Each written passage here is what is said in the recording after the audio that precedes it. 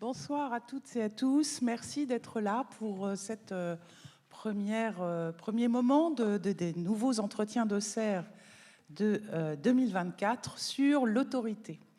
Donc on est très heureux d'être ici, je dois vous dire, organisateurs, bénévoles, intervenants. On a traversé une année compliquée, mais pleine de rebondissements. Et nous voilà donc ici, après vous avoir annoncé ce thème sur l'autorité qui tranchait avec le thème précédent « Où va le monde ?» et qui tranchera aussi avec le thème prochain que vous connaîtrez dans quelques heures. On commence donc cette édition des entretiens d'Auxerre avec deux grands penseurs, deux philosophes finalement, dans le sens de la philosophie en général, de l'ami de la pensée. Et j'ai le plaisir de vous présenter d'abord à ma gauche Marion Muller-Collard. Marion Muller-Collard est une théologienne protestante réformée et nous l'avons sollicitée parce qu'elle est l'autrice d'une thèse sur l'autorité divine dans le livre de Job, dans la Bible. Et donc, on a pensé qu'elle avait un regard particulièrement averti sur ce vaste sujet. Marion Muller-Collard a rempli des responsabilités générales, comment on dit, je ne sais pas, collectives, importantes, puisqu'elle elle est membre du Comité consultatif national d'éthique, le CCNE, et elle fait partie, alors je ne sais pas si on parle au passé ou si elle existe toujours, de la commission indépendante sur les abus sexuels dans l'Église, la CIAS, dont on a beaucoup entendu parler, qui était présidée par, vous vous en souvenez peut-être, Jean-Marc Sauvé. Elle a écrit de nombreux ouvrages, pas seulement de théologie, mais aussi des romans, et parmi eux, vous en trouverez sur la table de librairie, Les Grandissants chez Labor et Fides en 2021, ou La vie funambule chez Bayard en 2023, ou encore L'intranquillité chez Bayard encore en 2021. Et je vous recommande tout particulièrement celui-ci parce que, ayant vu récemment une pièce sur Pessoa, ce thème de l'intranquillité je le trouve extrêmement intéressant. Et enfin, Marion Muller-Collard est actuellement directrice des éditions Labor et Fides à Genève, qui est une importante maison d'édition qui édite des ouvrages religieux, mais pas seulement, mais aussi de sciences humaines à Genève, et qui est particulièrement reconnue dans le monde académique et au-delà. À ma droite, Jean-Yves Pranchère. Alors, Jean-Yves Pranchère est philosophe aussi, professeur de théorie politique à l'Université libre de Bruxelles. Il est l'auteur d'une thèse sur Joseph de Maistre, intitulée « L'autorité contre les Lumières ». Évidemment, ce titre nous a fait tilt, paru en 2004. Il a enseigné dans diverses universités, l'université de Franche-Comté, donc dans notre région, au lycée franco-japonais de Tokyo, hors de notre région, à Sciences Po Paris et à Lille. Et il est actuellement, donc, comme je le disais, professeur de théorie politique à l'université de Bruxelles, libre de Bruxelles, l'ULB. Il est l'auteur, lui aussi, de plusieurs ouvrages, dont les plus récents ont été co-signés avec Justine Lacroix. En particulier, vous le trouverez sur la table de librairie, un important essai qui s'appelle « Le procès des droits de l'homme, généalogie du scepticisme démocratique », qui est paru au Seuil en 2016, et un court essai tout à fait suggestif qui s'appelle « Les droits de l'homme rendent-ils idiots ?» et qui est paru au Seuil, là aussi, en 2019. Donc, c'est à ce titre, évidemment, de leurs travaux, de leur expertise et de leurs réflexions que nous avons souhaité leur donner la parole en premier pour essayer un peu de défricher ce thème qui apparaît comme ça, un peu sec, un peu aride, un peu vaste, un peu tout ce qu'on veut, de l'autorité. Et je vais commencer donc par leur poser une question à tous les deux. Et puis la conversation va prendre, je l'espère, et ensuite elle s'achèvera avec une conversation avec le public. Et donc préparez vos questions, bien entendu, après avoir entendu nos intervenants. Je voulais juste souligner quelque chose. Genève, Bruxelles, l'importance aussi de la francophonie hors France, et donc l'importance aussi d'ouvrir nos esprits à d'autres peut-être manières de penser, mais à travers toujours ce langage que nous partageons. Donc, ma première question, Marion, Jean-Yves, je voulais quand même un peu souffler à l'avance, mais il fallait y réfléchir un peu parce qu'elle est un peu abrupte, je le reconnais. Est-ce que le mot autorité, donc, dont on va parler pendant ces 2 jours et demi, est-ce que le mot autorité a le même sens quand on parle d'autorité sacrée ou d'autorité séculière dans le domaine séculier, dans le domaine non religieux? Donc, je me suis dit que c'était une première question introductive intéressante quand on a la chance de confronter 2 points de vue, celui de la théologienne et celui du philosophe. Qui veut commencer? honneur aux femmes. Donc, ça m'arrangerait que ce soit vous qui commenciez. Bon, alors, je donne la parole donc à Jean-Yves. Normalement, ça devrait marcher. D'accord. Bon, ben alors, vous me pardonnerez cette entorse aux règles de la galanterie. Alors, ma première réaction à cette question serait de dire il n'est pas certain déjà que le mot autorité sacrée ait le même sens dans toutes les traditions religieuses, et il en va de même pour l'autorité séculière. Pour le dire, pour prendre des exemples, bon, l'autorité d'un pape infaillible, mais je pense que Marion aurait beaucoup plus de choses à dire que moi là-dessus, n'est pas du même type que l'autorité de l'écriture chez Luther. Dans le judaïsme, l'autorité de Dieu n'est pas la même chose que l'autorité de la Torah. Il y a cette histoire qu'on raconte tout le temps, que le public connaît peut-être. Il y a dans le Talmud une célèbre discussion où le rabbi Élisère, devant justifier une position qu'il est seul à partager parmi les rabbins, avance toutes sortes d'arguments sur une question tout à fait technique, sur la construction des fours. Et le rabbi Élisère est mis en difficulté. Alors pour prouver que c'est lui qui a raison, il commence à faire des miracles. Il fait se déplacer un arbre. Et les autres rabbis disent ça, c'est pas un argument. Enfin, les miracles se multiplient. À un moment, il dit bon, ben si j'ai tort, que la maison reste en place. Si j'ai raison, qu'elle commence à s'effondrer. Puis la maison commence à s'effondrer. Et un autre rabbi dit mais c'est inacceptable. Ce n'est pas un argument. Et alors les murs s'arrêtent. Et rabbi Élisère excédé dit mais alors que Dieu intervienne. Et Dieu intervient et il dit c'est rabbi Élisère qui a raison.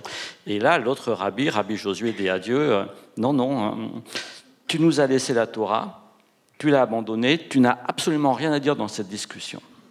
Et Dieu reconnaît qu'effectivement, il n'a rien à dire, et donc rabbi Élisère perd. Voilà. Alors, ça me semble un bon exemple, parce que, et de même, enfin, dans l'autorité séculière, l'autorité du chef n'est pas celle des lois.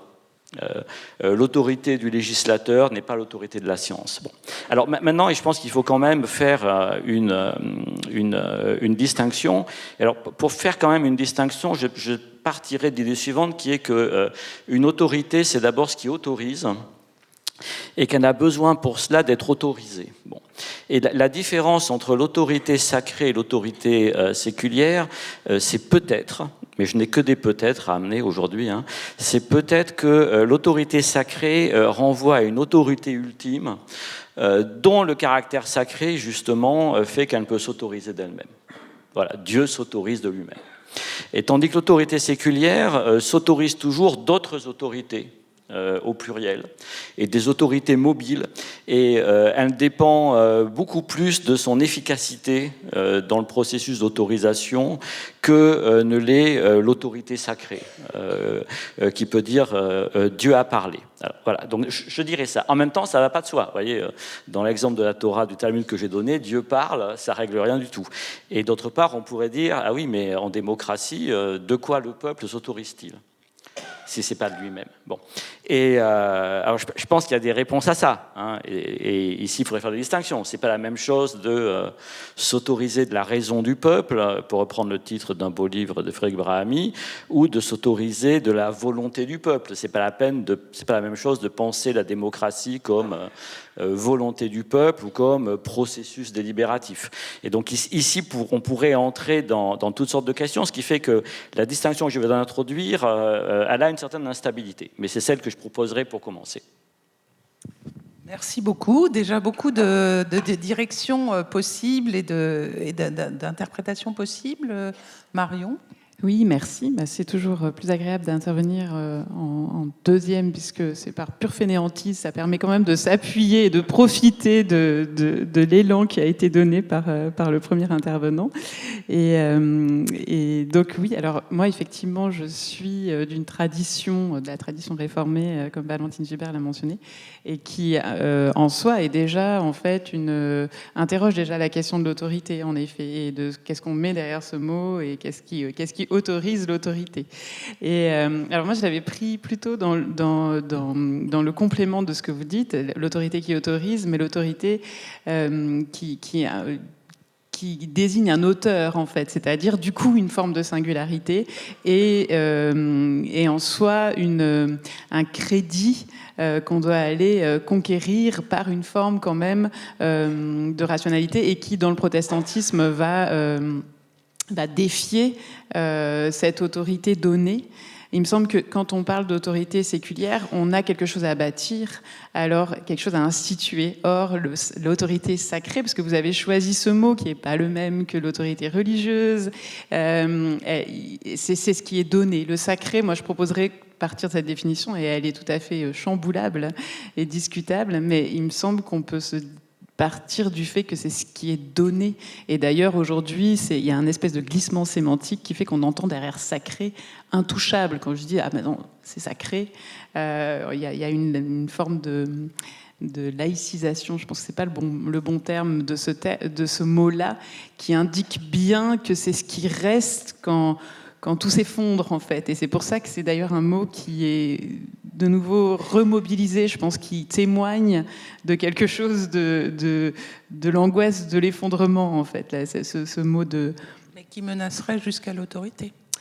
Exactement. Et donc, ce que je trouve intéressant, c'est que, en tout cas pour moi, je suis une théologienne amateur, je tiens à le préciser, j'ai pas poursuivi mes recherches, j'ai pas de poste d'universitaire. Donc, mais effectivement, j'ai consacré ma thèse à cette, on peut le dire, à cette question de l'autorité de Dieu dans le livre de Job en particulier. Mais il semble que le religieux, en fait, est déjà confronté en amont, en fait, et à l'effondrement de l'autorité, un petit peu avant les institutions étatiques. C'est comme si les religions historiques, on avait un tout petit peu d'avance par rapport à cette menace de l'autorité qui nécessite de la repenser et de se demander qu'est-ce qui fait autorité. Et en sens, l'histoire du protestantisme est intéressante pour ça, parce qu'elle remet, en fait, elle rallie l'autorité avec le crédit. C'est-à-dire que l'autorité n'est plus un donné, intouchable, impossible à interroger, mais elle réclame quelque chose de crédible, en fait, quelque chose qui relève du crédit. J'ai effectivement fait partie de la SIAZ et donc été aux premières loges, en fait, de cet effondrement par la dissociation de l'autorité et de la crédibilité, et en même temps de tous les abus qui en ont été faits en amont. Donc, je pense que cette articulation autorité-crédit, ça peut être une piste de réflexion intéressante. Et cette distinction entre séculier et sacré, du donné versus ce qui est à bâtir. Et j'ajouterais à ça que l'autorité sacrée, en fait, elle convoque nécessairement quelque chose de l'ordre de l'imaginaire. Alors que l'autorité séculière, j'aimerais croire qu'elle convoque quelque chose de la rationalité. Or, cette distinction-là, aujourd'hui, elle est quand même très floutée. Si on en croit la réélection récente d'un personnage comme Donald Trump à la tête des États-Unis, par exemple. Là, la question du sacré, du donné, du crédit, et de l'imaginaire. Il me semble que on aimerait croire qu'on nous parle que d'une affaire religieuse, mais on est dans un dangereux micmac entre, pour le coup, le religieux, les moteurs de l'autorité dans son histoire religieuse qui sont appliqués au champ politique. Et moi, je trouve que c'est un signe complètement effrayant, en fait. Est-ce que, Jean-Yves, vous voudriez réagir sur cette hypothèse que le sacré se transmet à l'autorité séculière, enfin, ce côté un peu intouchable, un peu qui relève plus de la symbolique et de l'imaginaire, et qu'en même temps, bon, les institutions religieuses, dans leur mise en cause, mais on aura une table ronde sur ce sujet plus particulièrement, donc peut-être pas insister trop sur cela, sont annonciatrices de la chute d'une autre sacralité qui serait l'autorité politique. Alors c'est une question difficile, mais effectivement c'est pas du tout impossible. Ce avec quoi je m'accorderais à coup sûr, c'est sur la friabilité ou la labilité des distinctions. Mais je pense qu'on doit s'y résoudre. C'est-à-dire qu'il faut à la fois procéder à des distinctions entre l'autorité sacrée et le séculier, les différents types d'autorité, et en même temps constater que ce sont des distinctions constamment friables, en mouvement et incertaines. Il n'y a pas d'autorité séculière historiquement sans imaginaire. Enfin, l'autorité est toujours liée à une sorte d'aura qui l'accompagne, et on sait ça depuis, même un penseur aussi séculier que Machiavel mettait ce genre de phénomène de l'imaginaire au cœur de l'autorité du prince, sa capacité justement à mobiliser pour lui l'imaginaire du peuple et à gouverner par un imaginaire. Et cette aura, elle a un rapport avec le sacré. Donc j'irai absolument dans ce sens-là, c'est-à-dire que les phénomènes de désacralisation de l'autorité touchent aussi l'autorité séculière. Bon, et ce qui nous amène alors effectivement à la question de savoir comment définir le sacré. Bon, je pense qu'il ne faut pas tenir à une définition. La définition que vous avez donnée me semble tout à fait valable. Il y a une sorte historiquement d'ailleurs de contamination des sens respectifs de l'autorité et du sacré. Là, pour préparer la réunion, j'ai été relire les chapitres sacrés et autorité de Benveniste dans son vocabulaire des institutions indo-européennes, où il remonte sur toutes les racines, voilà, et où il dit l'autorité, en fait, on commande souvent, et ça me semble une idée malgré tout productive, on l'explique souvent à partir du verbe augeo en latin qui signifie augmenter, et donc l'autorité, c'est justement ce qui permet d'accroître une puissance, ce qui a des effets d'augmentation. Enfin, Robert Damien, dans son livre Éloge d'autorité, a beaucoup tiré parti de ce sens, et Hannah Arendt aussi. Et puis il dit, mais en fait, ça renvoie d'abord à l'auteur. Et de ce point de vue-là, l'autorité par excellence, c'est celle de Dieu, auteur de tout. Bon. Et puis quand il commente le mot sacré, il dit, en fait, ce qui est très frappant, c'est que selon les langues, l'avestique, le grec et le latin, on obtient des significations qui sont toujours actives aujourd'hui, mais qui sont pas congruentes, qu'on peut absolument pas accorder ensemble. Et il insiste sur le fait que, par exemple, en latin, le sens du sacré, c'est vraiment l'interdit, l'intouchable, aussi bien ce qui est saint que ce qui est maudit. Donc, ce qui vient concentrer le sens du sacré, c'est ce qu'on ne peut pas manipuler de manière profane. Et ici, d'ailleurs, je dirais que si on prend le sacré dans son sens paroxystique, je proposerais de définir le sacré comme ce dont la profanation nous fait horreur. Et je pense ici qu'on peut penser que tous on a un rapport au sacré, si on se souvient que la profanation des cimetières nous fait horreur. C'est d'imaginaire aussi. C'est pas en vertu d'une réflexion rationnelle. Bon. Mais faire marquer Benveniste en grec et en avestique, donc en iranien, etc., le sacré, c'est pas ça. C'est pas ce qui est interdit, c'est ce qui est rempli d'une puissance divine. Et en fait, et là, on retrouve la définition de l'autorité, et c'est ce qui produit une surabondance de vie. C'est ce qui produit une surabondance d'énergie et ce qui augmente la puissance de ceux qui sont à son contact. Et ici, je dirais qu'il y a vraiment en fait deux sens du sacré. Vous me pardonnez-moi d'être un peu long et puis j'arrête, hein, mais il y a vraiment un sacré. On rejoindrait ici peut-être une des différences entre... Mais alors, ce n'est pas autorité religieuse et autorité séculière, ce serait plutôt quelque chose comme un sacré religieux et un sacré séculier. C'est-à-dire entre un sacré qui a un lien au sacrifice et un sacré qui a un lien au sacre, mais qui admet tout à fait des sens séculiers. Pensez au domaine du sport, le sacre des champions, les dieux du stade, on dit les monstres sacrés au cinéma. Voilà, on est sacré par une médaille d'or. Et je pense qu'on doit naviguer entre ces deux pôles. Et l'autorité découle de cette sacralisation. Eh bien, il y a des cas où l'autorité va découler de l'auteur, j'ai envie de dire. Dieu, par exemple. Et il y a des cas où, effectivement, l'autorité va découler d'un sacre, mais dans ce cas-là, cette autorité, elle est toujours devenue. Elle tient au fait qu'on a passé des épreuves et que le passage des épreuves, la durée, on pense à la Constitution américaine, a créé une aura qui vaut comme un sacre. D'accord. Mais donc alors là, on complexifie encore les choses parce que soit l'autorité est innée, je ne sais pas, soit elle est acquise, enfin après un certain nombre d'étapes. Qu'est-ce qu'on peut faire de ça Je pense que Marion a commencé à répondre avec son idée du sacré qui est donné, donc je pense que c'est à elle d'embrayer là-dessus. Puisque vous l'avez décidé, d'autorité. Non, je trouve très intéressant cette distinction justement d'une autorité à conquérir ou d'une autorité qui soit donnée. Et après, ça reste...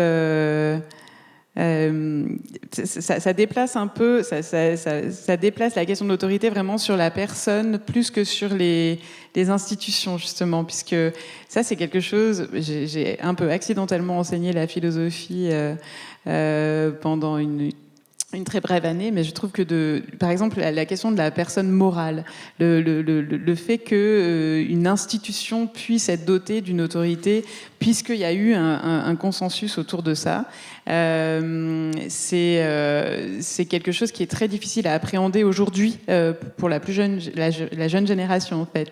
Et c'est vrai que c'est pas évident de dématérialiser une autorité quelque part, comme si l'autorité aujourd'hui devait passer par le corps, par la mise en scène, par l'épreuve justement en fait. En vous entendant, je me dis mais c'est peut-être en ça que l'autorité religieuse n'opère plus, et qu'en fait et ça c'est assez pour le coup, je trouve que ça mobilise une forme d'esprit critique, mais qui est réabusée par d'autres imaginaires, de dire mais que ton autorité soit probante, en fait, qu'elle soit appuyée sur quelque chose. Et il y a une forte revendication, notamment dans l'enseignement, ou cette espèce de quête de vérifier si l'autre est à la hauteur de l'autorité qui lui a été attribuée par son titre. Et je trouve ça plutôt intéressant.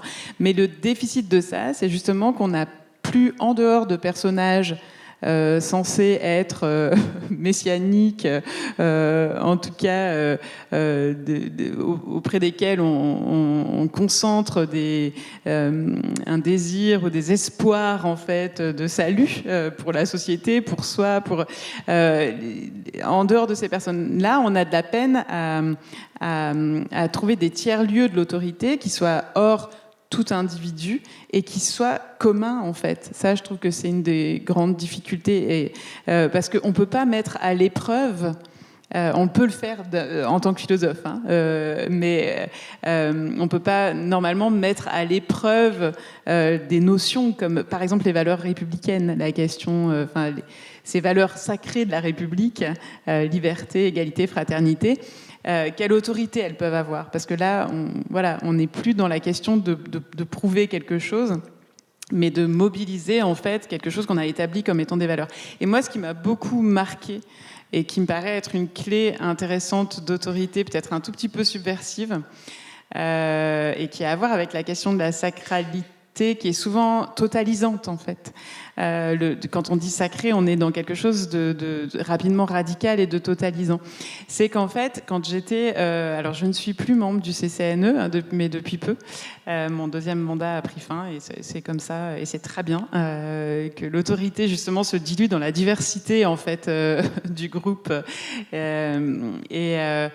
Donc, quand j'étais notamment mobilisée pour les états généraux de la bioéthique, vous avez énormément d'auditions sur tout un tas de thèmes divers et variés. Ce que je trouvais intéressant, alors le sujet le plus crispant, le plus aigu à l'époque était la question de l'extension de la procréation médicalement assistée aux couples de femmes. Donc on entendait des associations militantes, souvent plutôt militantes d'ailleurs, qui se prononçaient sur cette possible évolution législative. Et j'avais été invitée à l'Assemblée nationale pour partager un peu ce qu'on arrivait à prendre comme température de ces débats à ce moment-là.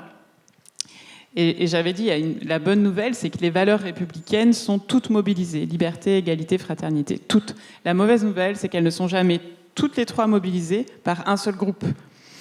Et ça, je trouve que cette question de la dilution, le fait qu'en fait, on a des difficultés à articuler, en fait, que l'autorité soit toujours exclusive. Au nom de la liberté, au nom de l'égalité, au nom de la fraternité, et qu'il y ait un défaut d'articulation, justement, qu'on ne puisse pas situer l'autorité comme moi, en tant que protestant, je situe le sacré, c'est-à-dire dans la relation, dans l'articulation, plutôt que dans la mise en exergue et la mise en lumière d'une personne ou d'une notion au détriment des autres. Il me semble que le point commun, le point de jonction entre autorité et sacré, c'est ça. C'est qu'en fait, ça braque la lumière sur un objet ou une personne ou une personnalité, à défaut de tout le travail d'articulation qu'il faut pour que l'autorité fasse autorité dans le temps aussi, qu'elle soit consolidée. Voilà, je pense que je ne réponds pas du tout à la question, par contre. C'est pas grave, la réflexion continue, et je suis très intéressée par cette idée de la possible rupture de continuité de l'autorité. Et évidemment, dans l'histoire, les hommes ont trouvé des moyens de continuer cette autorité. Alors ça peut être par la transmission héréditaire de la monarchie et le fait que quand le roi meurt, on dit le roi est mort, vive le roi, donc la continuité de l'autorité est garantie. Mais vous soulevez un doute effectivement sur cette continuité et surtout sur une compréhension qui soit unanime pour tous finalement, parce que l'autorité, elle nécessite un accord quand même des gens qui sont sous l'autorité. Est-ce que cet accord, dans nos démocraties, particulièrement clivées ces derniers temps, est-ce que cet accord est encore possible sur une autorité commune ? Alors ici, j'ai envie de répondre que il y a plusieurs choses. Je pense qu'il y a une des difficultés et qu'on a tendance à confondre la question de l'autorité et celle de la souveraineté. Et c'est un point sur lequel Arendt avait beaucoup insisté dans son essai « Qu'est-ce que l'autorité ?» Je pense qu'il avait tout à fait raison. C'est-à-dire que l'autorité, c'est pas le pouvoir souverain, et le pouvoir souverain n'est pas l'autorité. À Rome, l'autorité revenait au Sénat, dont l'accord était nécessaire pour passer des lois, mais le Sénat passait pas les lois. Et je pense que ce qui caractérise une démocratie, c'est la pluralité des autorités qui se constituent démocratiquement. La question de la loi est différente. Et pour embrayer sur les valeurs de la République, je dirais qu'à partir du moment où les égalité, liberté, fraternité sont des valeurs, c'est qu'elles ne valent plus rien, précisément. C'est-à-dire la transformation des principes républicains en valeurs signifie leur effondrement. Je pense qu'on peut le dire tout à fait brutalement. Les principes républicains ne sont pas des valeurs, ce sont des normes, ce sont des principes législatifs, mais si ce sont des valeurs, ce sont simplement des préférences, et leur transformation en valeur signifie leur perte complète d'autorité, justement. Une valeur n'est pas une autorité. Donc ça veut dire que si on prône l'égalité et Comme des valeurs, qu'on ne la met pas en... Mais je pense que c'est vrai de manière générale. Je me souviens d'un... j'ai assisté à la création d'un cardinal par le pape François, et avant sa création comme cardinal, il a fait une messe, il a prononcé un discours, et dans lequel il a expliqué, il a dit qu'est-ce que c'est la sécularisation du christianisme. Il a dit c'est quand on transforme l'engagement chrétien, qui est une responsabilité devant Dieu, qui doit se traduire devant l'aide aux pauvres, aux prisonniers, aux migrants, etc., qu'on le remplace par des valeurs. À partir du moment où l'engagement chrétien est devenu une affaire de valeurs chrétiennes, il n'y a plus de christianisme. C'est fini. Et j'avais trouvé ça très juste. Mais je pense que ça s'applique aussi à la République. À partir du moment où les principes républicains sont des valeurs, c'est qu'ils se sont complètement dégradés. Maintenant, mon deuxième point, justement, sur la pluralité des autorités. Je pense qu'on doit ici se référer à des lieux où il y a des expériences politiques de l'autorité, et du coup peut-être nuancer ce que j'ai dit sur le sacre des sportifs, parce que paradoxalement, les sportifs qui sont sacrés ne sont pas des autorités pour autant. L'autorité, elle revient à l'entraîneur et dans les sports collectifs au capitaine. Et si vous prenez ce que c'est que la construction de l'autorité, par exemple, dans un sport comme le football. Prenons le football, on est à Auxerre, où il y a eu une grande autorité en la personne de Giroud dans le passé. L'autorité, elle est déjà double. Il y a l'autorité, enfin, pour qu'une équipe de football réussisse, il y a l'autorité de l'entraîneur et il y a l'autorité du capitaine. Il faut à la fois Aimé Jacquet et Didier Deschamps. Et c'est quelque chose d'extrêmement diffus. Ce n'est pas une autorité qui s'exerce de manière autoritaire. Enfin si, il y a des consignes, il y a des modes d'entraînement, mais l'autorité, là, elle s'exerce soit sur le mode du coaching, soit sur le mode du bon placement qui permet de créer une stratégie d'équipe. Bon. Alors, ces autorités, elles naissent de la coopération d'une équipe. C'est-à-dire que celui qui obtient l'autorité comme entraîneur ou comme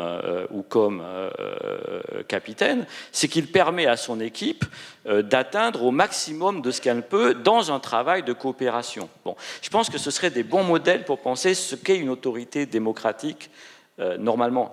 C'est une autorité qui se forme justement dans le travail d'équipe, et l'autorité ayant tendance à se fixer sur la zone, les pôles, les figures qui ont la plus grande capacité d'impulsion d'un travail coopératif. Et c'est là que l'idée selon laquelle l'autorité, c'est ce qui augmente ou ce qui produit de la puissance, me semble extrêmement légitime.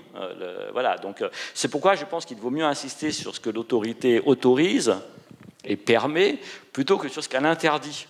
Voilà. Et je dirais d'ailleurs qu'une autorité, en toute rigueur, n'interdit pas vraiment. Elle déconseille. Et comme elle a du poids, quand l'autorité déconseille, il va falloir réfléchir très attentivement avant de transgresser le conseil de l'autorité. Mais on n'est pas dans la zone de l'interdiction. Et l'autorité est beaucoup plus ce qui encourage. Oui, bien sûr, Marion, si vous voulez réagir.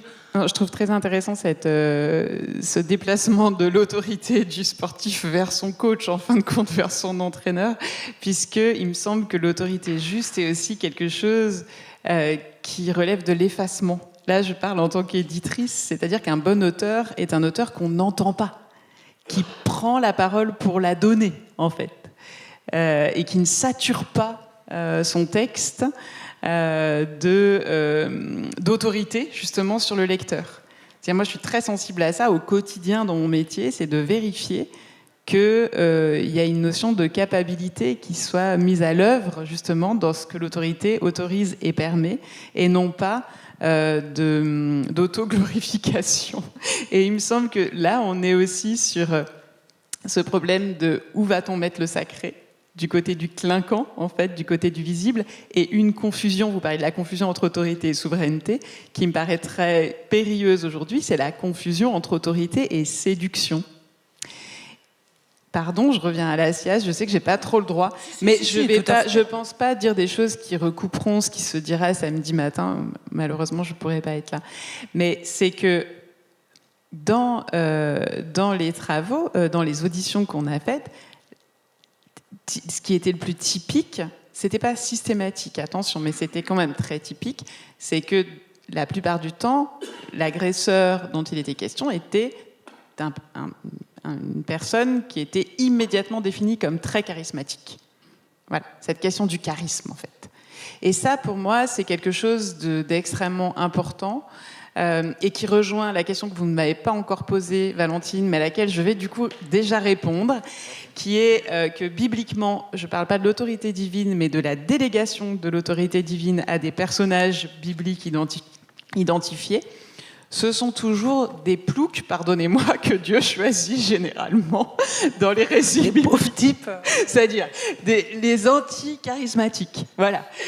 Et ça, je trouve que c'est quand même un indice biblique intéressant. Pour moi, c'est une lecture que je trouve à chaque fois assez jubilatoire. C'est que Moïse a la langue pesante, il est bègue, David, il est minus, c'est un berger complètement insignifiant. À part le roi Salomon, je pense que tous les autres sont des ratés, quoi, en fait. Et de se dire que la stratégie... Il n'y a pas un seul Dieu, il n'y a même pas de Bible, même la Bible n'existe pas.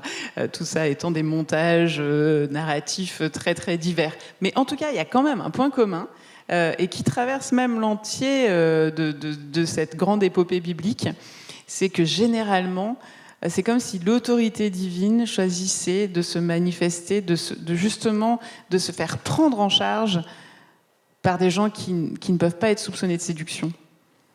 Et ça, je pense qu'aujourd'hui, alors moi je viens de Genève, effectivement, mais je suis française, donc je suis au bénéfice de cet écart aussi dans le système politique.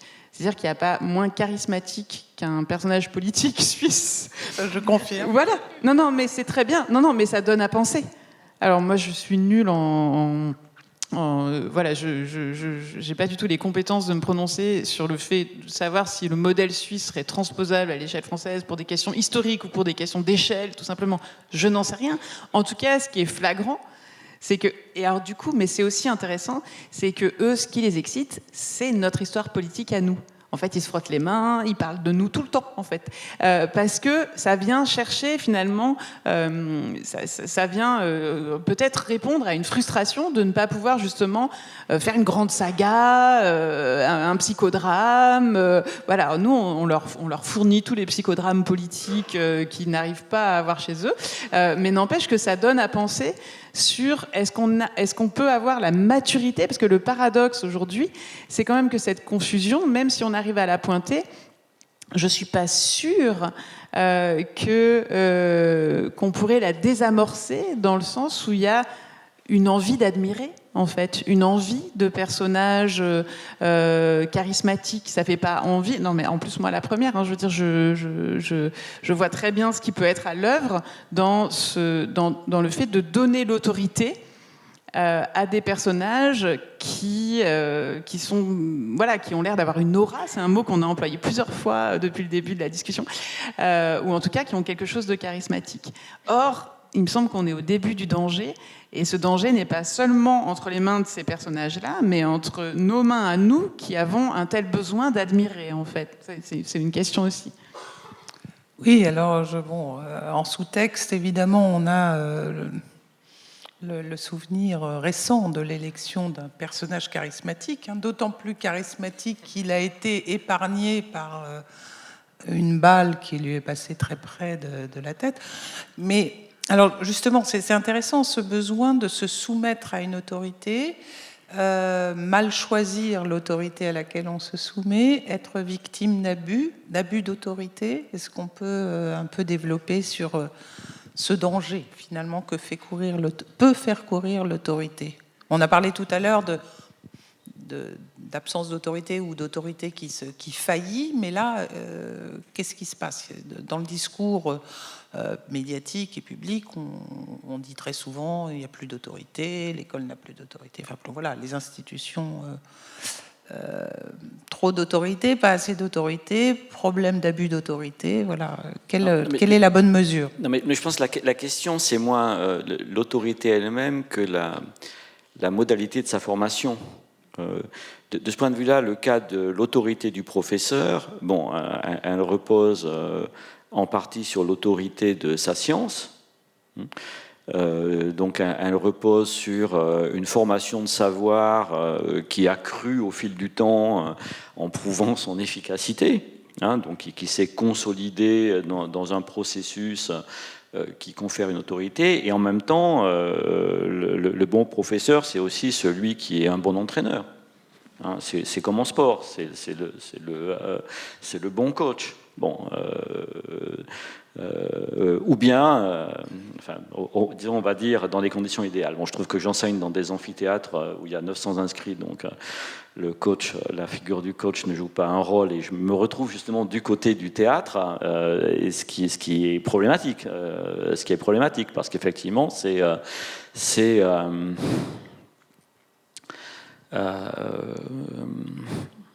on joue le jeu de la séduction en fait, et qui effectivement est un jeu extrêmement dangereux. Mais si on reprend le cas de Trump, parce que c'est un cas qui est intéressant, un point qui est très frappant dans Trump, c'est la manière dont finalement il affirme son autorité par la transgression. Robert Damien, dans le temps, avait forgé une expression pour ça, mais qui convient assez bien. Il disait c'est la figure du prince pornocrate. Et il y a un cours de Michel Foucault qui évoque ça très brièvement sur une page. Foucault n'en parle pas longtemps, mais il parle du cas du prince monstrueux, et qui prouve par sa monstruosité qu'il est une figure supérieure à l'espèce humaine, ce pourquoi il peut se permettre la transgression. C'est une des raisons qui fait que, à mon avis, par exemple, parler de populisme pour Trump est complètement faux, parce que le populisme suppose justement qu'on adopte la position de l'homme du peuple, tandis que Trump adopte une position néronienne, le prince transgressif, celui qui va faire jouir la foule par ses transgressions, d'où ce spectacle hallucinant d'ailleurs d'un vote chrétien en faveur de quelqu'un comme Trump, qui n'a rien de chrétien dans sa façon de vivre, qui est accompagné par Elon Musk, qui a littéralement un harem à côté de lui.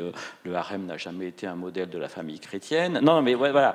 Et donc, je pense qu'il faut être absolument attentif à ça.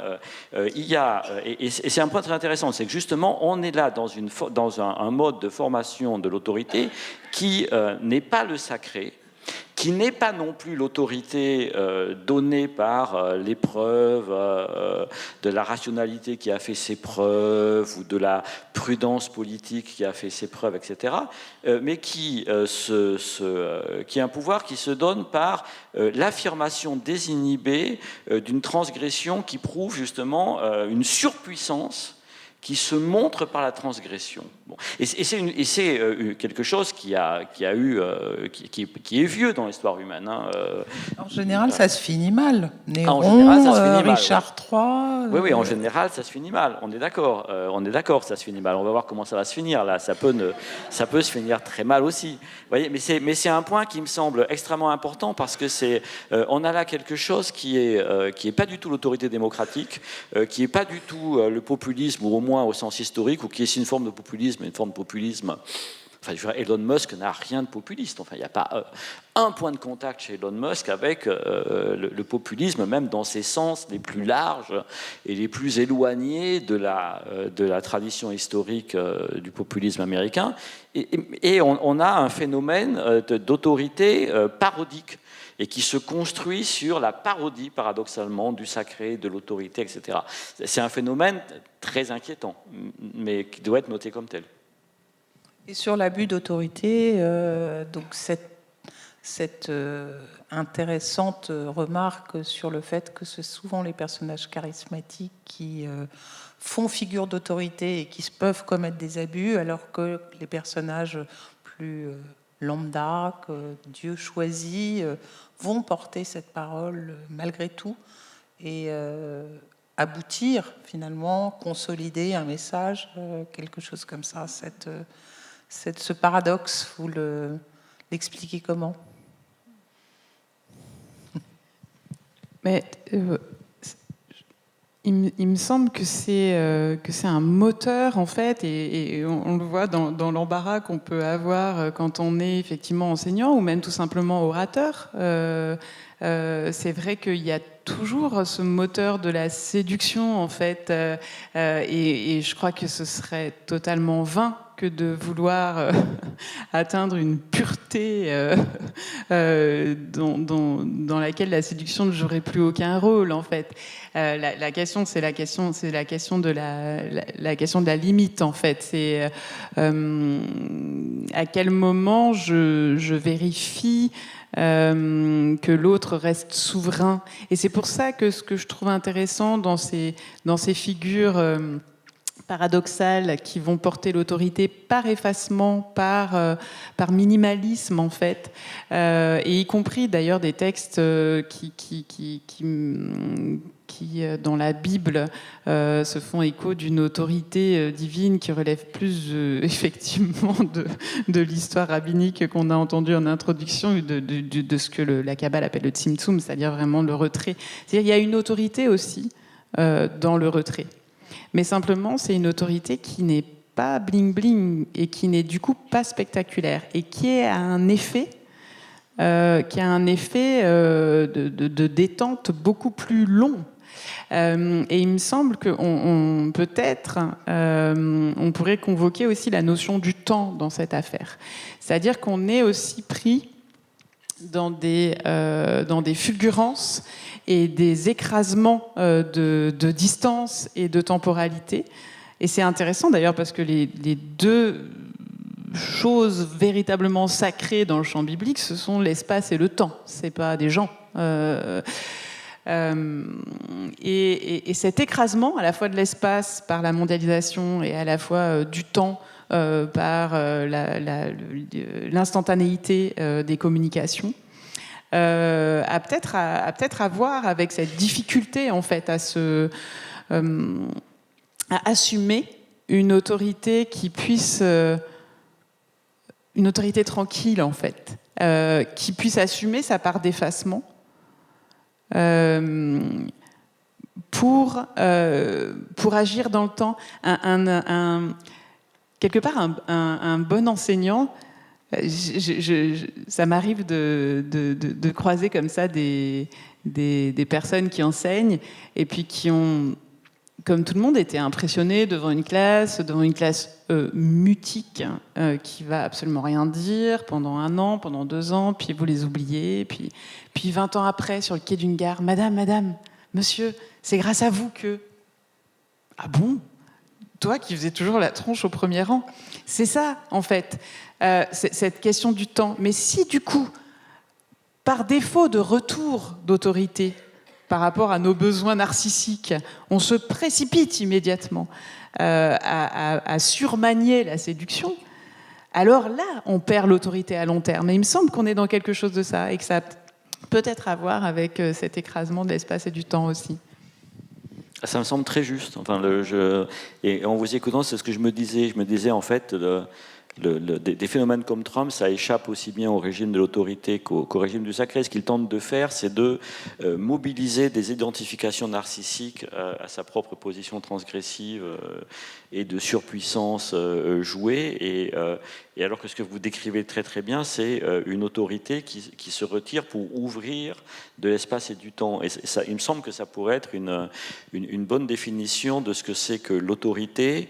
Alors, il y a de l'autorité charismatique, mais de l'autorité, si on la rabat pas sur cette seule figure du charisme, qui est en fait un type d'autorité qui devrait revenir qu'à des cas assez exceptionnels de fondateurs, de prophètes, voilà, et encore. Mais on a vu avec l'abbé Pierre, par exemple, que ça pouvait être compliqué. Oui, non, mais justement, c'est pour ça. Enfin, je crois que de ce point de vue-là, il faut être très très prudent dans le comment dire. Enfin, s'il y a quelque chose comme des autorités charismatiques en un sens positif, elles sont très rares. Vous voyez, bon, et on pourra en citer très peu en fait. Ce à quoi qu'on est confronté en général, c'est un sens du charisme qui n'a rien à voir avec l'autorité en fait, qui a à voir avec la démagogie. Bon, ce qui est autre chose.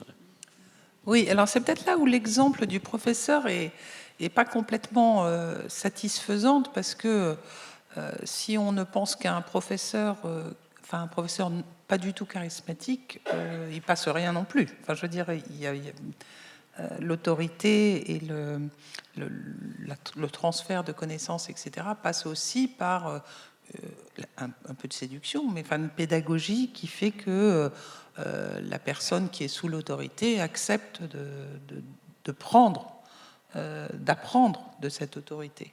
S'il n'y a pas de consentement, alors peut-être une autre notion très, très utilisée de nos jours, le consentement à l'autorité est aussi une part de l'autorité, enfin une part de la force de l'autorité.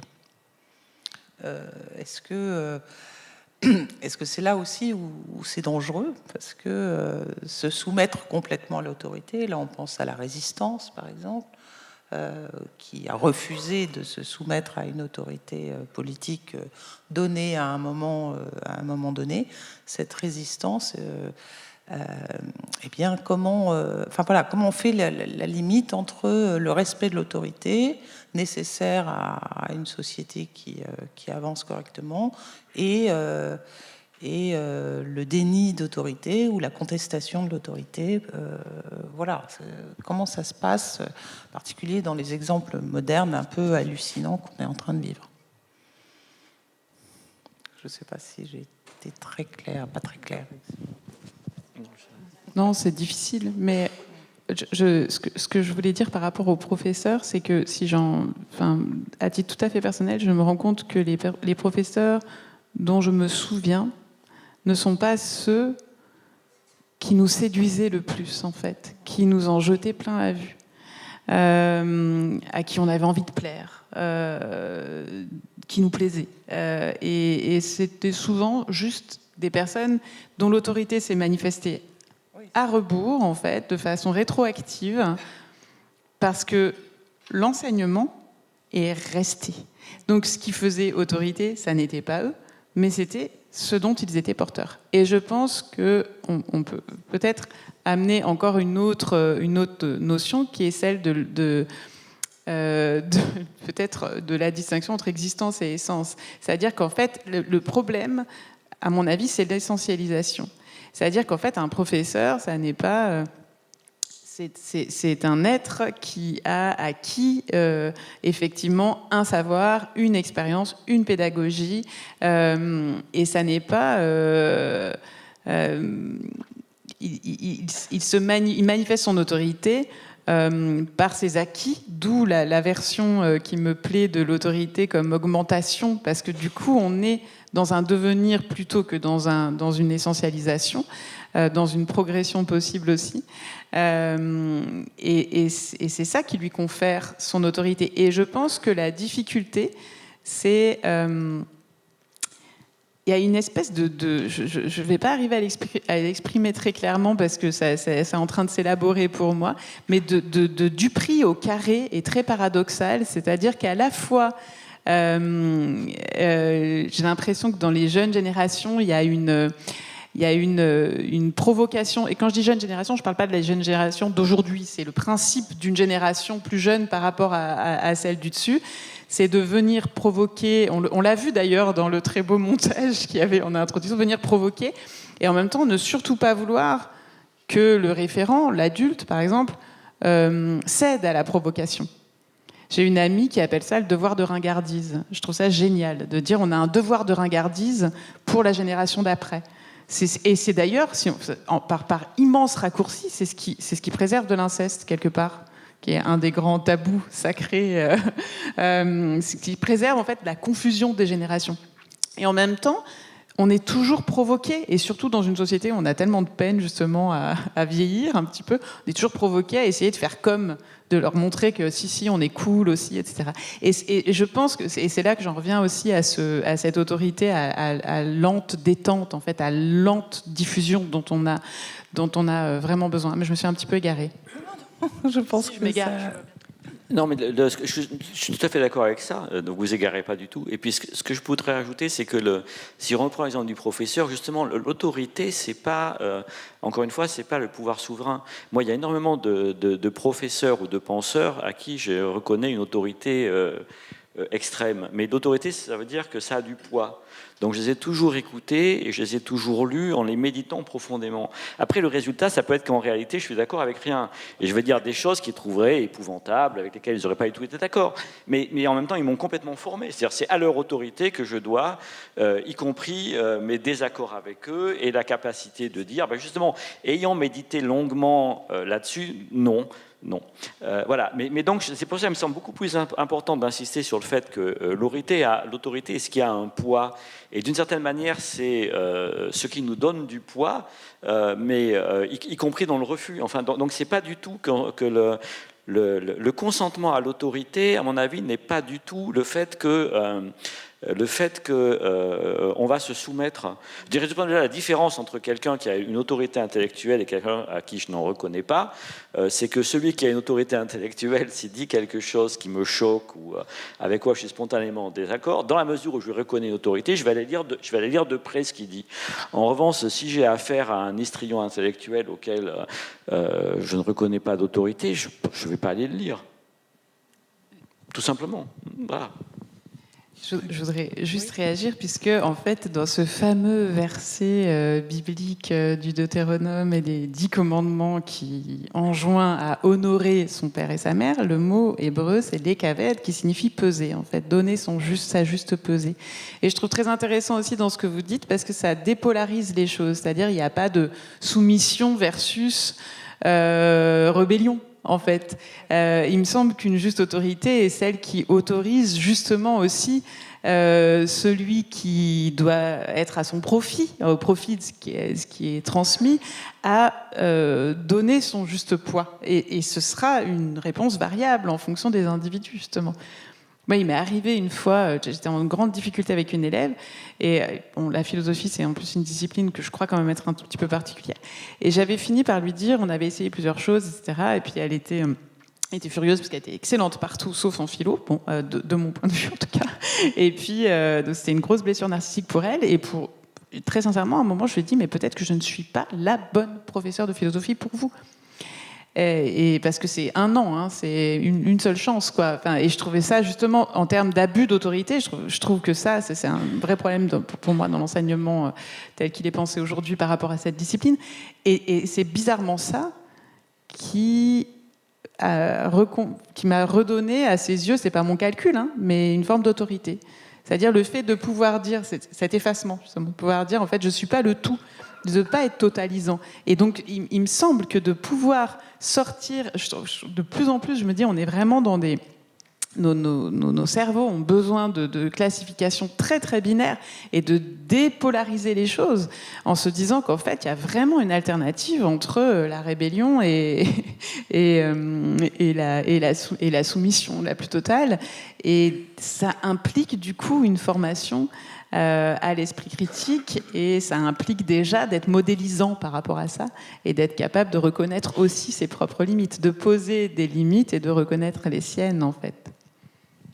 Merci beaucoup, Jean-Yves. Vous voulez rajouter quelque chose ou...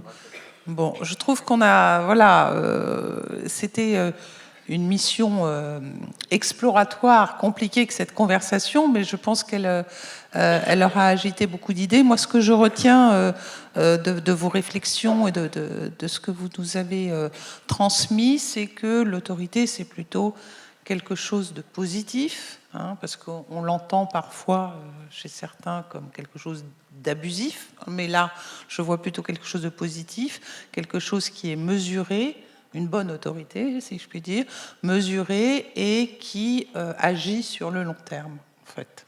Du moins, on peut l'espérer. Oui, on pourrait dire l'autorité n'est pas autoritaire. Quand voilà. L'autoritarisme surgit, c'est que l'autorité est déficiente. A failli, oui. C'est ce que j'ai compris à travers notre conversation. Alors, nous avons quelques minutes pour, évidemment, discuter avec la salle. Ce serait bien qu'on ait plus de lumière pour vous voir. Et je crois que des micros passent, donc n'hésitez pas à les solliciter.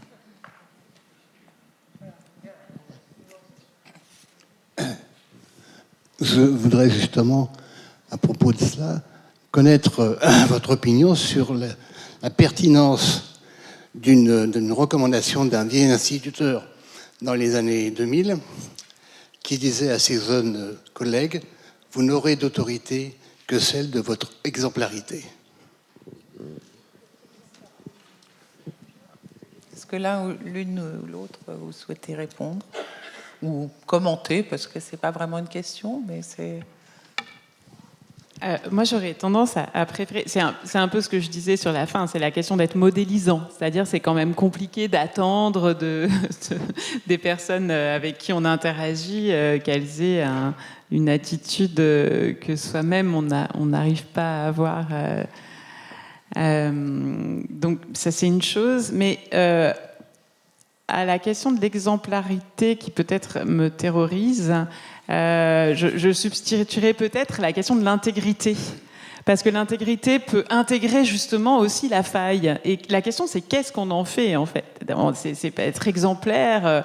Il me semble que enfin, voilà, qu'il y a quelque chose du fantasme et de la mise en échec aussi, qui peut être décourageante et démobilisante. Et il me semble que l'exemplarité peut être aussi conduite à intégrer son contraire et à être capable d'en faire quelque chose. Et je crois qu'il y a c'est marrant ça aussi, ce déplacement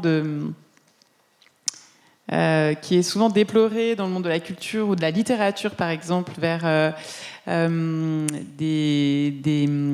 des récits plus en jeu, en fait, qui vont mobiliser une part de subjectivité ou de mémoire. Ça, je trouve ça assez intéressant, en fait, de justement être capable de porter aussi sa subjectivité. Et là, on retrouve l'autorité au sens d'auteur, c'est-à-dire de savoir aussi que moi, ce que je peux donner, c'est ça, en fait. C'est pas le tout.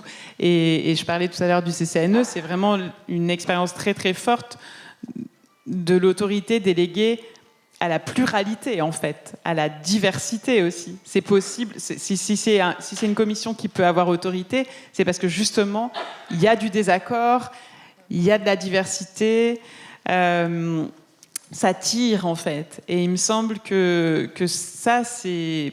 Pour moi, s'il doit y avoir une exemplarité, elle va se situer dans ce jeu-là et pas dans le retour du fantasme, du modèle, quoi. Oui, je suis assez d'accord. C'est-à-dire que le thème de l'exemplarité, il manque d'humilité. Donc, il risque de favoriser soit de la souffrance culpabilisatrice chez celui qui n'arrive pas à être exemplaire, soit une mégalomanie assez dangereuse chez celui qui va se penser exemplaire. Mais surtout, il manque ce qui me semble une dimension fondamentale de la bonne autorité, ou au moins de la bonne autorité démocratique ou séculière. C'est-à-dire que le modèle de l'exemplarité, c'est celui du saint. Bon. Et puis le saint même, en quoi consiste son exemplarité ? Je me souviens d'un théologien catholique qui me disait le saint, c'est celui qui a accepté le pardon de Dieu. Bon, ce qui est une bonne définition, mais ce qui n'a pas grand-chose à voir avec une exemplarité au sens du... bon. Mais c'est catholique, hein, c'est un théologien catholique. Hein. Oui, attends, bon, mais ce qui est manqué là-dedans, c'est qu'il me semble que dans tout ce qui est, alors pour le coup, du domaine de l'autorité qu'on peut vraiment appeler séculière, il y a toujours une domaine du travail en commun. C'est-à-dire que ce qui fait une autorité, c'est qu'on assure un passage, une transmission du savoir, si on est enseignant, qu'on amène les élèves à travailler mieux, que soi-même on progresse dans son propre travail d'enseignant. Enfin, un bon professeur, c'est juste un étudiant qui est plus avancé que les autres, hein, et qui les entraîne dans son sillage. Et donc effectivement, l'exemplarité a le risque d'occulter complètement cette dimension du travail d'équipe et du fait que l'autorité revient justement à la capacité à faire équipe. À produire une équipe, et une équipe, c'est pas un gang, hein, c'est pas un bloc, c'est pas une homogénéité, hein. Il y a des gens très différents dans une équipe, mais une équipe, c'est juste des gens qui arrivent à travailler ensemble, voilà. Et l'autorité, c'est ce qui est capable de produire ce mode d'impulsion qui fait que des équipes se constituent et sont capables de travailler ensemble. Merci beaucoup. Il y a une autre question, oui. Est-ce que celui qui exerce une autorité saine, disons, ce ne serait pas quelqu'un qui n'est pas seul au niveau donc, actuel, horizontal, et aussi par rapport à son passé, qui est quand même assez lucide et assez humble, je ne sais pas comment dire. au fond, qui n'est pas tout seul. Parce que j'ai des expériences cuisantes avec des personnes qui étaient seules. Et donc ça conduit à toutes sortes de dérives au plan religieux, au plan humain, etc. Merci. Est-ce que vous voulez... J'ai l'impression oui, que je c'est ce crois qu'on vient de que dire. voilà, vous avez raison, Donc, mais oui. merci de cette confirmation. Il y a une question là-bas et là. Pardon. Oui, d'accord, très bien. Oui. Oui, par rapport à la question de la soumission ou de la rébellion, en fait, dans Carlo Rovelli, dans Anaximandre de Milet, où la naissance de la pensée scientifique dit que, notamment dans le miracle grec, il y a cette recherche du juste équilibre entre la critique et le respect du maître. Qu'en pensez-vous ?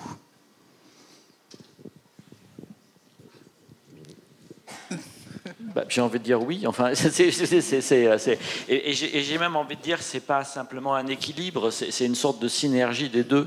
Peut-être que la notion d'équilibre tient les deux dimensions trop à distance l'une de l'autre. La critique, c'est pas la polémique, hein, ou peut-être que on pourrait parler d'écart, peut-être plutôt que de critique. Vous voyez, enfin, mais il me semble que voilà, ça serait ma seule. Faudrait voir quel est le mot grec qui désigne l'équilibre, mais j'aurais tendance à dire qu'on est plus là dans une dialectique ou une synergie, idéalement, hein, bien sûr, que dans une question d'équilibre. Très souvent, enfin, les bons maîtres, c'est ce que je disais tout à l'heure. Je crois qu'on doit à nos bons maîtres également la capacité d'être en désaccord avec eux, mais qui nous ont donné. Voilà, ça fait partie de la formation qu'ils nous donnent, je crois. Et, ce que vous dites me renvoie à un écrit de Pierre Michon où il parle de la littérature comme d'un salut au père et d'une insulte au père, tout à la fois, en fait. Et effectivement, je ne suis pas sûre qu'il s'agisse d'un équilibre. Mais ce qui est intéressant, c'est que ça nécessite, ça définit en fait à la fois l'élève, mais ça définit aussi le maître dans sa capacité à endurer l'insulte. Et il me semble que c'est une piste possible d'autorité aussi. C'est-à-dire que l'autorité, c'est quand même être assez gainé pour prendre des coups, sans les rendre.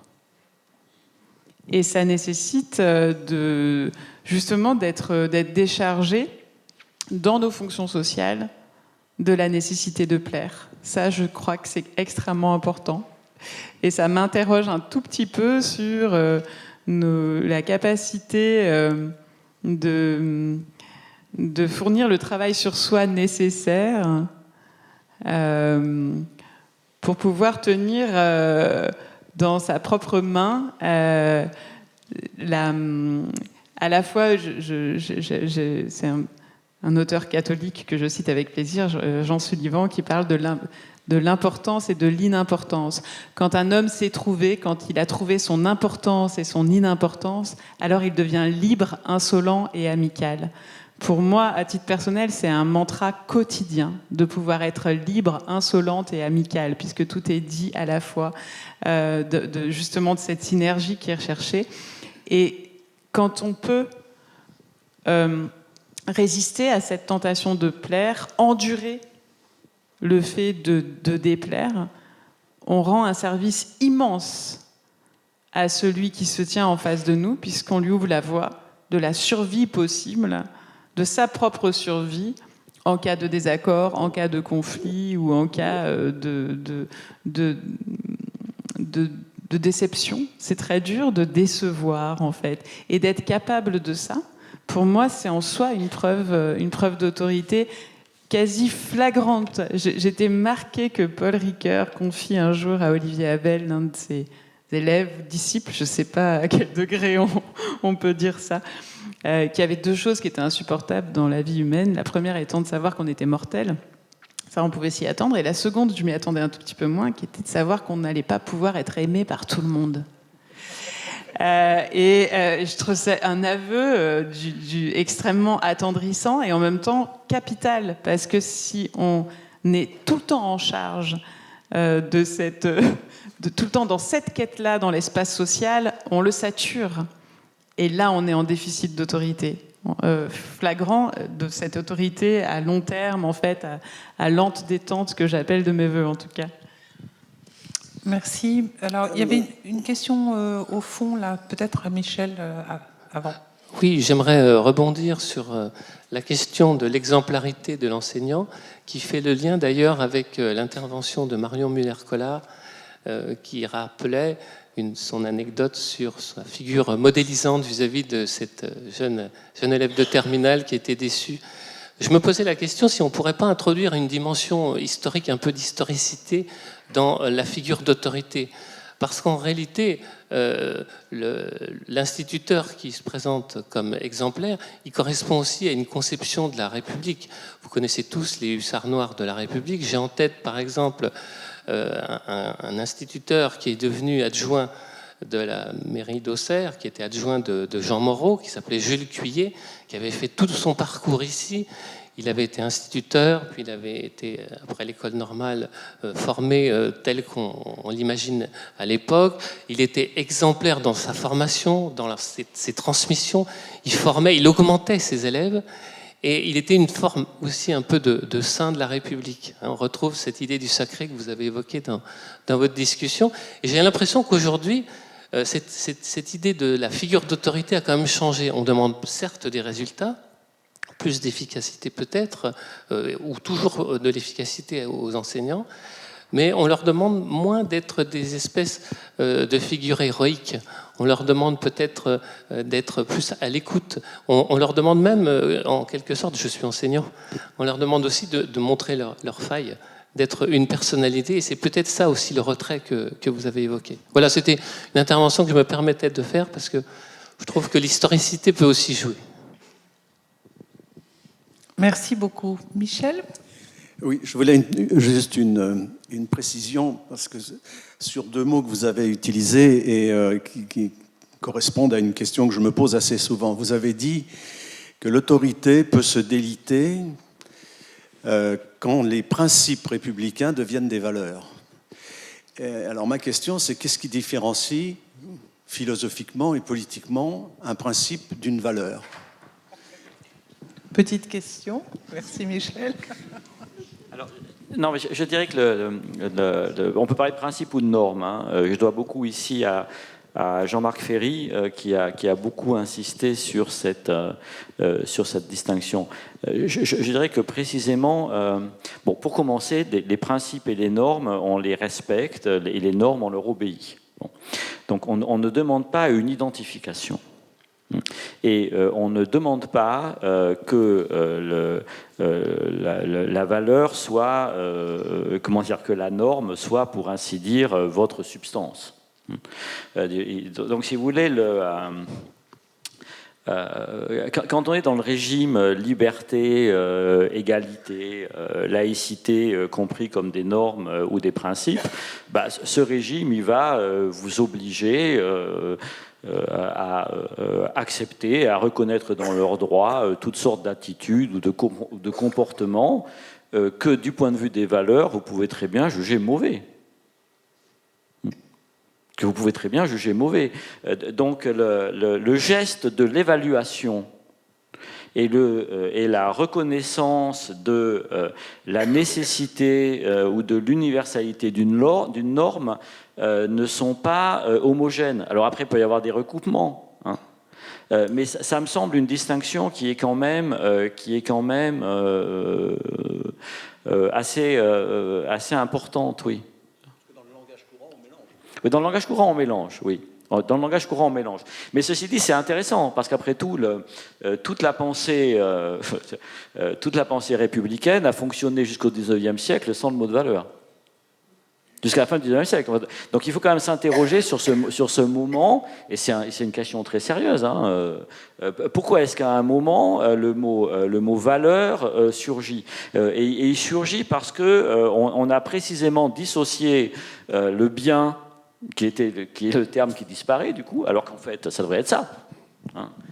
Mais si on dit, voilà, ce qu'on veut, c'est le bien, alors que justement la République se fonde sur le fait que n'y a pas une forme de vie fondamentale commune, les valeurs, c'est un peu la façon dont le thème du bien, et donc le thème d'une morale, mais au sens d'une morale qui impose des formes de vie, tente de réinvestir les normes qui l'ont tenu à distance, hein, les normes du juste. Voilà. Donc je dirais que la notion de valeur, en fait, c'est ce qui est en train actuellement de reproduire une confusion entre le juste et le bien ou le sacré, que justement la laïcité avait défaite. Et d'où l'extrême paradoxe de penser la laïcité en termes de valeur, à mon avis. Parce que justement, on opère une sorte de contre-mouvement par rapport à ça. Merci. Marion, vous vouliez ajouter quelque chose ? Oui, il me semble que ça a à voir aussi avec l'anecdote de cette création de cardinal que vous nous avez racontée tout à l'heure. C'est qu'en fait, voilà, il y a pour moi, cette inflation du mot de valeur, elle est corrélée à l'effondrement des institutions religieuses. C'est comme chasser les religieux, il revient au galop. Et c'est du crypto-religieux, en fait. C'est un crypto-religieux contemporain qui ne dit pas son nom, qui justement réinvestit quelque chose de sacré, mais qui n'est pas nommé comme tel, et qui perd, qui dans un espace où devrait être, en fait, dominant une forme de pragmatisme, et je le dis de façon positive, parce que le principe, c'est aussi un outil, en fait, déchargé de forme, enfin, d'affect et d'essentialisation, et ben, ça réapparaît. Et il me semble, moi, j'aurais pas pensé dire ça il y a 10 ou 15 ans, mais je me demande, en fait, c'est comme si les grilles du zoo étaient tombées avec l'effondrement, en fait, des institutions religieuses, parce que du coup, le religieux est devenu sauvage et se promène comme ça, à bas bruit, de façon cryptée. Et on a toutes les peines du monde à mettre la main dessus. Et Dieu sait pourtant que je ne suis pas très nostalgique des formes les plus pathologiques que les institutions religieuses ont pu prendre. Mais j'en viens à me dire, bon, bah, au moins, on savait où c'était, quoi. La bête était de l'autre côté de la grille, parce que le religieux, c'est quand même une matière hautement inflammable, c'est puissant. Et il me semble que là, maintenant, en plus, ça se promène un peu n'importe où, sans surveillance, quoi. Je dis pas que c'était bien gardé avant, mais je me pose la question des gardiens du religieux. Et oui, donc peut-être avec cet apparent paradoxe que l'autorité se resacralise, je ne sais pas comment. Oui, moi je dirais quand même. Enfin, c'est mon hypothèse en fait. C'est comme je disais quand j'étais aumônier d'hôpital, je disais aux médecins, vous n'avez pas de chance, depuis que les gens ne croient plus en Dieu, ils croient en vous. Mais ça vaut pour la justice. L'affaire d'Outreau, c'est ça. On est outré que la justice puisse être faillible. Et en fait, ce désir d'un être omniscient, omnipotent, on va continuer à y croire. Il y a une espèce d'invariant en fait anthropologique, et en fait c'est mieux d'y croire dans un montage narratif institué et dont on sait qu'on le reconvoque le dimanche matin ou n'importe quel autre jour quand vous voulez, où vous voulez, mais au moins on sait que c'est là, maintenant, à ce moment-là, plutôt que du coup de le voir se verser. Il me semble qu'on a des revendications à l'égard de l'État qui sont quasi religieuses, en fait. Oui, on a perdu cette triangulation du curé, de l'instit et du maire, quoi, où on savait quel était le rôle de chacun. La question de la distinction et de la délimitation, en fait... Voilà, il y a quelque chose de très confus. On pourrait dire, je parle sous votre contrôle, que ça provoque des sortes de religiosité particulièrement idolâtriques par rapport aux religions instituées. Oui, donc une théologie plutôt pauvre. Pascal. Oui, en vous écoutant, au fond, est-ce qu'on ne pourrait pas dire que si on reste dans le cadre du pouvoir démocratique, à partir du moment où un pouvoir démocratique, restons en France, le pouvoir républicain, ne fait plus respecter ses principes, n'a plus confiance au fond à l'obéissance et à la soumission à certains principes, il perd en autorité.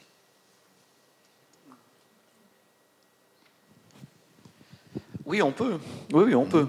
J'ai peut-être une différence entre obéissance et soumission. Le terme de soumission est peut-être un peu, un peu fort. Obéissance, mais oui, non, je pense qu'on peut le dire. Et d'ailleurs, du coup, la contrepartie, c'est que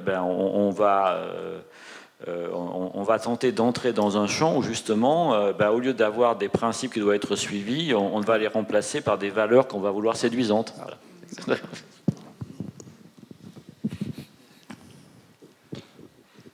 Est-ce que je ne vois pas d'autres demandes de prise de parole? Pas de regret?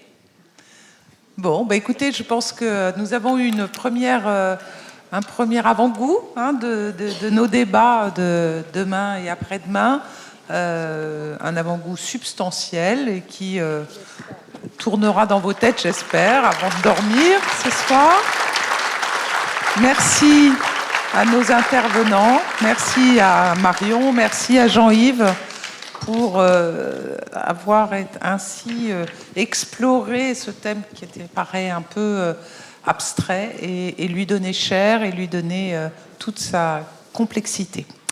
Donc rendez-vous demain, alors je ne veux pas me tromper, l'accueil est prévu à 8h30, vous l'avez sur vos programmes, il y aura un café et les entretiens s'ouvriront officiellement demain à 9h. Donc on vous donne rendez-vous avec joie. Bonne soirée.